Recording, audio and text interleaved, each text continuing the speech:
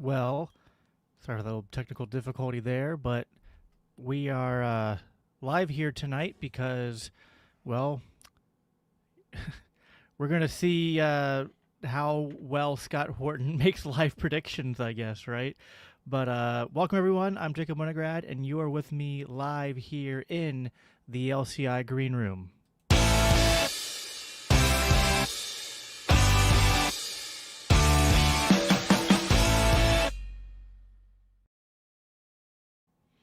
So, as I said, I'm Jacob Winograd. I am coming to you tonight with a little bit of a impromptu live stream. I thought that was the best way to do it. Our guys, Norman Horn and Cody Cook, and then author of our book, House Divided, Ben Jaffone, are out in California right now in Palm Springs for Freedom Fest. And I've been seeing pictures all day of them meeting with people.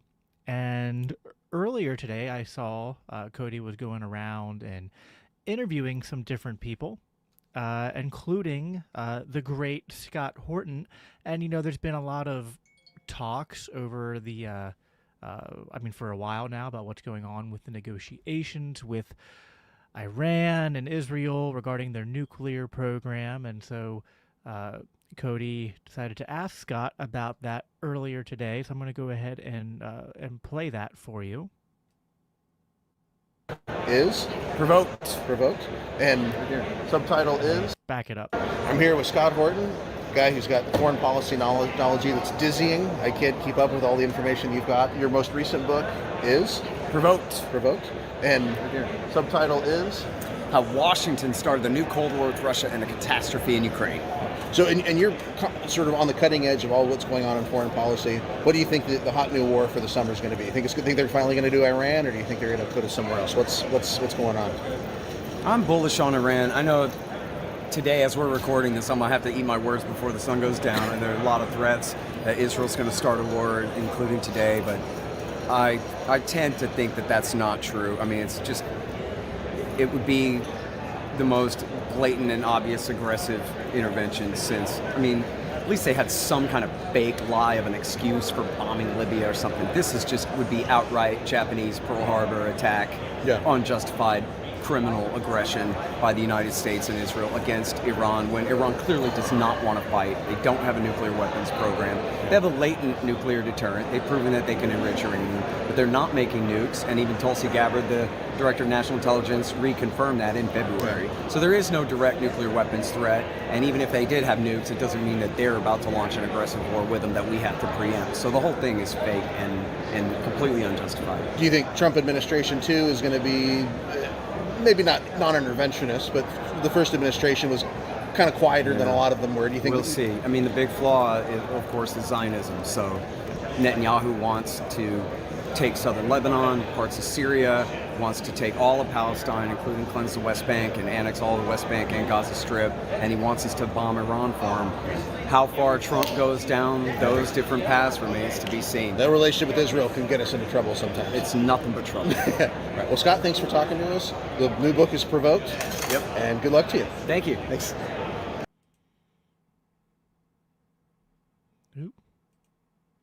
So now I want to do a little segment that I like to call 5 minutes later. If it'll play.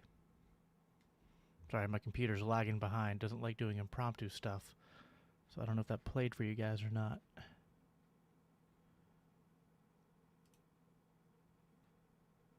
You gonna do the thing?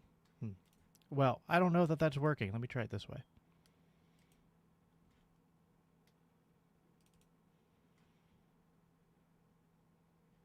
5 minutes later. Here we go. We're doing a little segment called 5 minutes later after Scott made the prediction that there wasn't going to be any invasion of or attack on Iran. So, sorry, I think that might have played a couple times, but unfortunately my gear's a little bit lagging behind tonight. But you guys get the picture. So let's go ahead and we're going to give Scott a second take now. idiot. I was told yesterday by people who know that this was definitely going to happen today. But I thought, first of all, the Ayatollah doesn't want to fight. And he's been willing to negotiate on reasonable terms. And Trump is in the middle of negotiations right now.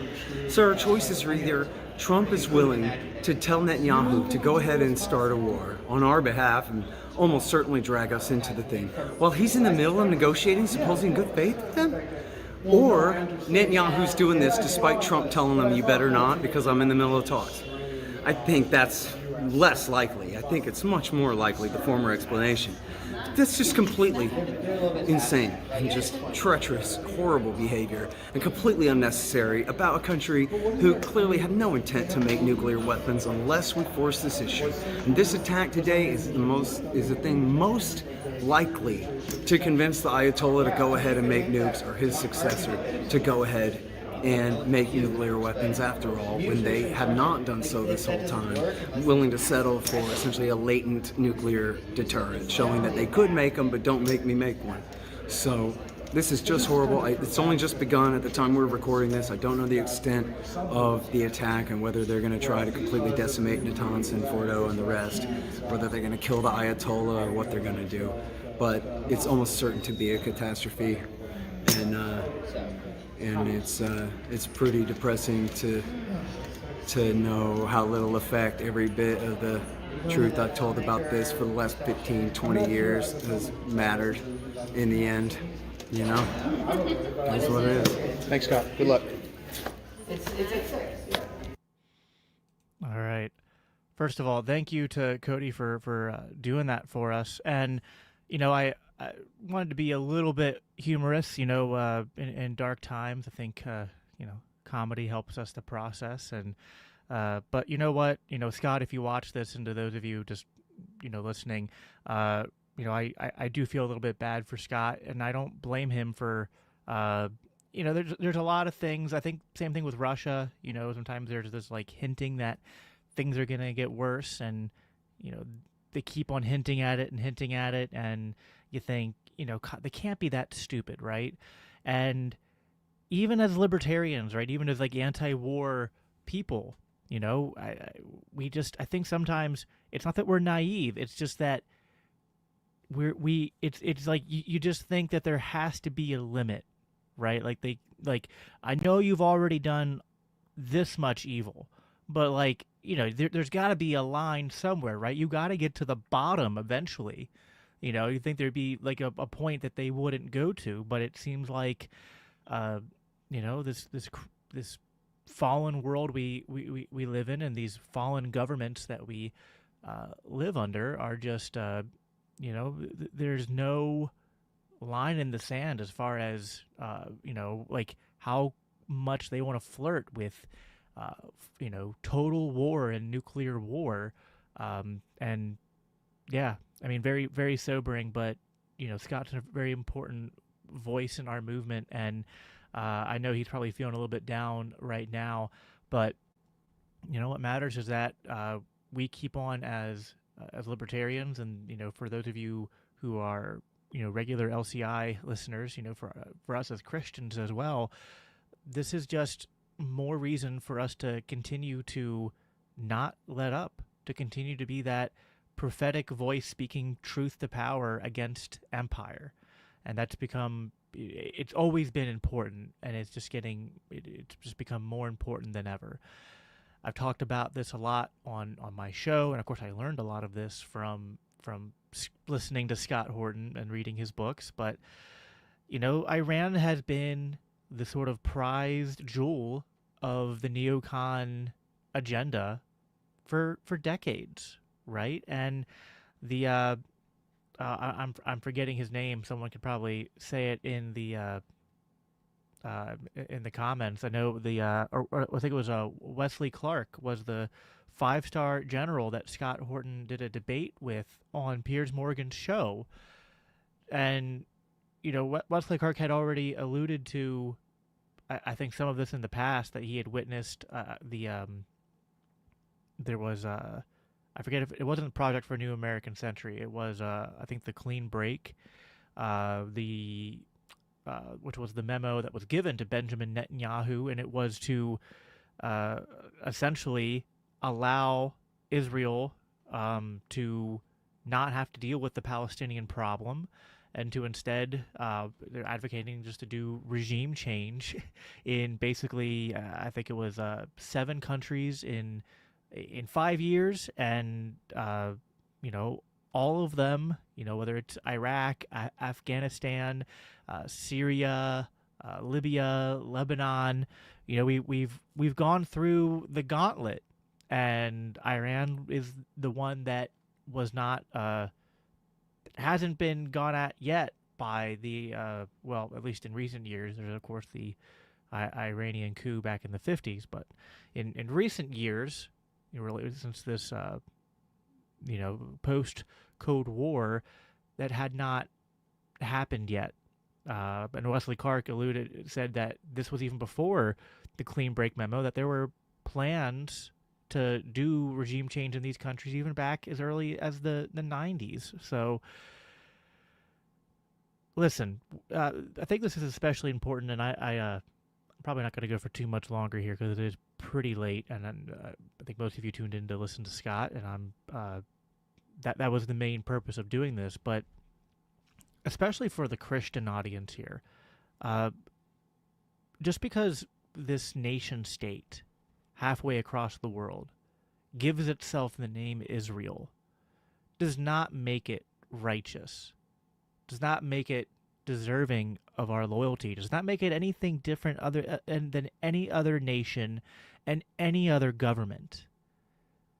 God's moral standards of justice are universal, and we are not. Now, there are some of us who are pacifists, but I'm not a pacifist. I do believe in self-defense. I believe in a just war theory. In fact, I've written very recently on the idea of a just war theory. I wrote an article in response to James Lindsay saying libertarians don't have one.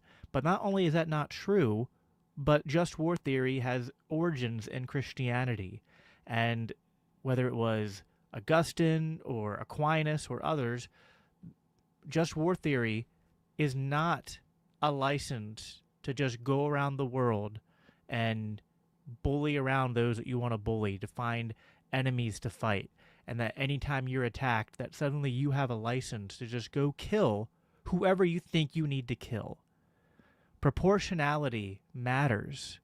Seeking justice matters, and reckoning with what got you here matters, and pursuing peace, exhausting all options for peace, is just as an important component of just war theory, because if you haven't exhausted options for peace, then you don't even get the right to go to war, let alone once you're in war, talk about the proportionality of it. So I'll conclude on this because I don't want to rant for too much longer. This is not about anti-Semitism. This is not about hatred for the nation of Israel. I am myself. I mean, if the last name Winograd is not a big giant neon sign, I am ethnically Jewish myself, and there's a lot about the culture of the nation of Israel and the history of Zionism that there are good things to it. There's also warts to it, right? There's like the American history and the American culture has pros to it, but then there's also ugly parts to our history that we have to be able to look at and be honest about.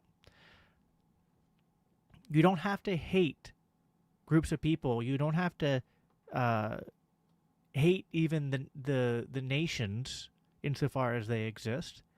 And you don't even have to believe that, you can even think that Western culture is superior to the culture and the religion. And think Christianity is, of course, superior religion to the religions and the cultures of the Arab world. Like, none of this is having to invoke some kind of egalitarian or universalist vision of society. But if we're going to, claim to have some kind of moral high ground here, if we're going to claim that our culture, that our religion is superior, then we have to live up to those standards. And Iran is not some beacon of liberty or human rights and flourishing. But the Bible does say that we do not overcome evil with evil. And escalating this into a wider conflict, and Israel's government, while you know the strongest, the most powerful person in the world, the president of the United States, Donald Trump, is actively trying to work a deal. Uh, either like Scott said, either Benjamin stabbed him in the back or Trump gave him authorization. We don't know which yet, and I guess we'll keep our eyes open to see what the case is there. But uh, none of this is in the pursuit of peace. None of this is in the pursuit of human flourishing, and none of this is honoring to Christ. So that's my 2 cents. Thank you all for tuning in. Someone told me I was able to remember on my own, but yeah, it was Wesley Clark. I took my contacts out already for tonight, so I can't I can't even read the screen correctly. Um, Someone said Israel is doing everything in their power to create more anti-Semitism. On one hand, I don't think that that's exactly like I would never justify um, people becoming anti-Semitic in response to this, but blowback is a real thing.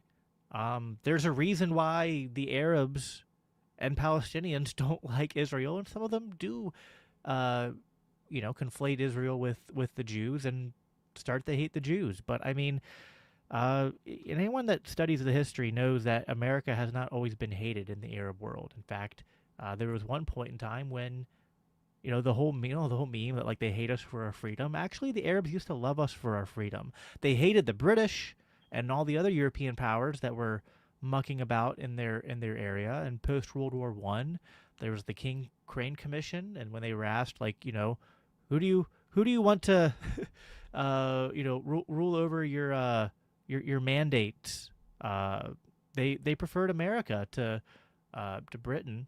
But listen, I think this is a good. I'm going to end on this because I can only say it so well. But Harry Browne, the great Harry Browne, once wrote this article called "When Will We Learn?" And I'm gonna have to use my glasses here to read this. This was published September 12th, 2001, the day after September 11th. And although this isn't about what happened today exactly, the lesson rings true just as much. It says, the terrorist attacks against America comprise a horrible tragedy, but they shouldn't be a surprise. It is well known that in war, the first casualty is truth, that during any war, truth is forsaken for propaganda. But sanity was a prior casualty. It was the loss of sanity that led to war in the first place. Our foreign policy has been insane for decades. It was only a matter of time until Americans would have to suffer for it personally. It is a terrible tragedy of life that the innocent so often have to suffer for the sins of the guilty. When will we learn that we can't allow our politicians to bully the world without someone bullying back eventually? President Bush has authorized continued bombing of innocent people on Iraq. President Clinton bombed innocent people in Sudan, Afghanistan, Iraq, and Serbia. President Bush Sr. invaded Iraq and Panama. President Reagan bombed innocent people in Libya and invaded Grenada, and on it goes. Did we think these people who lost their families and friends and property and all the destruction would love America for what happened? When will we learn that violence always begets violence? Supposedly, Reagan bombed Libya to teach Muammar al-Gaddafi a lesson about terrorism, but shortly thereafter, a Pan Am plane was destroyed over Scotland, and our government is convinced it was the Libyans who did it. When will we learn that teaching someone a lesson never teaches anyone but resentment? It only inspires the recipient to greater acts of defiance. How many times on Tuesday did we hear we hear someone describe the terrorist attacks as cowardly acts. But as misguided and despicable as they were anything but cowardly. These people who committed them knowingly gave their lives for whatever stupid beliefs they held. But what about the American presidents who ordered bombings of innocent people, while the presidents remained completely insulated from any danger? What would you call their acts? When will we learn that forsaking truth and reason in the heat of battle almost always assures that we will lose the battle? And now, as sure as the night follows day, we will be told that we must give up more of our freedoms to avenge what should have never happened in the first place. When will we learn that it makes no sense to give up our freedoms in the name of freedom? What to do? What should be done? First of all, stop the hysteria. Stand back and ask, how could this have happened? Ask how a prosperous country isolated by two oceans could have been so embroiled itself in other people's business that someone would want to do us harm. Even sitting in the middle of Europe, Switzerland isn't beset by terrorist attacks, because the Swiss mind their own business. Second, resolve that we won't let our leaders use this occasion to commit their own terrorist attacks upon more innocent people, foreign and domestic, that will inspire more terrorist attacks in the future. Third, find a way, with enforceable constitutional limits, to prevent our leaders from ever provoking this kind of anger against America. Patriotism? Those who will say that this article was unpatriotic and un-American, that this is not the time to question our country and our leaders, when will we learn that without freedom and sanity, there is no reason to be patriotic? I think that's a mic drop. I think Harry Browne was right 24 years ago, and that message for America holds true today, for our government, for Israel's government too. You can't go around sowing violence. You can't go around oppressing people and blowing them up and expect no blowback. You can't go around not trying to foster peace with your neighbors. So that's all I have for you guys for tonight. I appreciate you guys tuning in. I will be back here for a normally scheduled live stream Saturday night, I believe, and we're probably going to touch on some of this, as well as a bunch of other stuff pertaining to libertarian legal theory and a lot of stuff pertaining to how all these principles play out in reality. So that's all I have for you guys, though. Live at peace, live for Christ, be praying for, and don't just live at peace, be praying for peace during these dark times. All right, talk to you guys later. Have a good night.